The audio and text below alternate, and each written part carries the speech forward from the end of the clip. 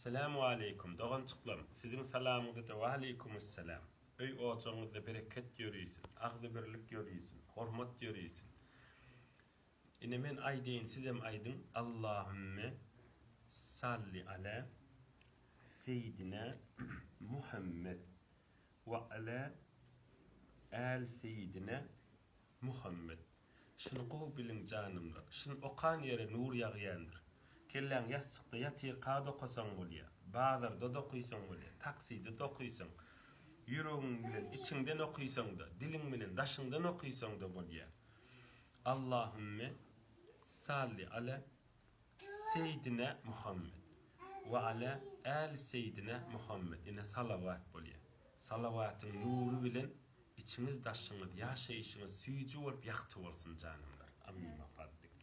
Keramet rizwani kowas. Nur-i imanla gülüp yaşamak nesip et.